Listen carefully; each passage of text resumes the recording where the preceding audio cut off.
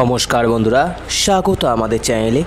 আজকে আমি আপনাদের এক জাগ্রত কালী মন্দিরের অলৌকিক কাহিনী সেই বিষয়ে কিছু তথ্যাবলী প্রদান করব। সম্পূর্ণ তথ্যটি সংগ্রহ করা আপনাদের কাছে অনুরোধ, ভিডিওটি আপনারা সম্পূর্ণ দেখুন। উত্তর দিনাজপুরের সদর শহর রায়গঞ্জের পাশ দিয়ে বয়ে গেছে কুলিক নদী। একসময় এই নদী দিয়ে বজরায় বণিকরা পণ্য নিয়ে যাতায়াত করত। তবে এখন নদীর নাব্যতা এবং গুরুত্ব দুটোই অনেক কমেছে। এই কুলিক নদীর ধারেই 3 রাস্তার মোড়ে অবস্থিত আদি করুণাময়ী কালী মন্দির।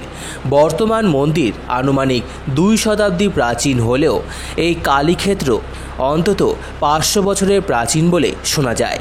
কথিত আছে 500 বছরেরও বেশি আগে এক সাধু এখানে নদীর ধারে গাছতলায় পঞ্চমুণ্ডির আসন প্রতিষ্ঠা করে সাধনা করতেন।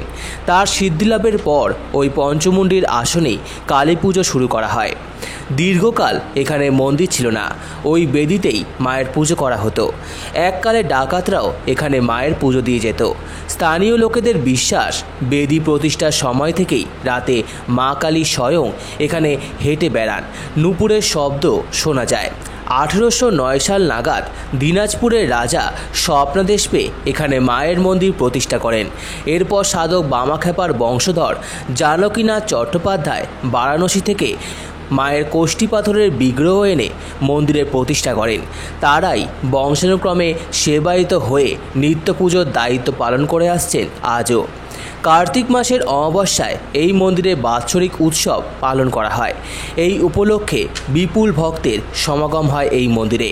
চণ্ডীপাঠ, হোম ও পাঠাবলি সহ নিষ্ঠা ভরে মায়ের পুজো সম্পন্ন হয়। শোল ও বোয়াল মাছের ভোগ নিবেদন করা মায়ের রীতি রয়েছে। এছাড়া দশহরার দিন মন্দিরের প্রতিষ্ঠা বার্ষিকী উপলক্ষেও বিশেষ পুজো হয়ে থাকে।